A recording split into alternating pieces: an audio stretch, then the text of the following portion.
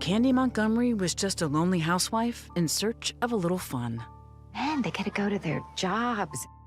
We just stay home and, God, that's supposed to be enough. So how did a harmless affair in a small town? We can never allow Betty or Pat to get hurt. Never, ever.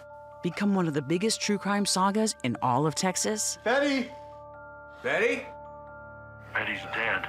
Oh my God. Find out in the official Love and Death podcast that goes behind the scenes of the new Max Original Limited series.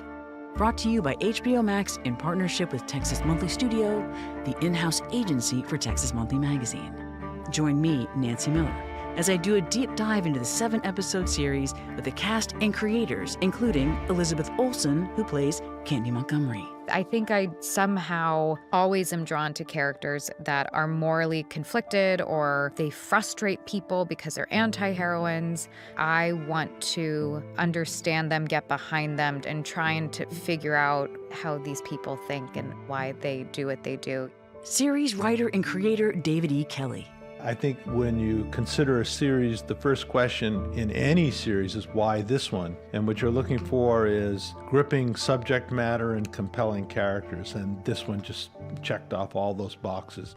And series director and executive producer Leslie Linka Glatter. It's not just a true crime story. This is more about the why than about the how.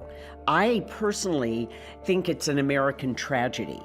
And because this series is based on the true crime story first published by Texas Monthly back in the 80s, we'll also be hearing from some of the best true crime storytellers in all of Texas. You know, Texas always produces these great characters, from Bonnie and Clyde to Lee Harvey Oswald. There's always a debate as to why so many Texas stories are so interesting when it comes to true crime. The first episode of the 7-episode limited series and the official Love and Death podcast debut April 27th.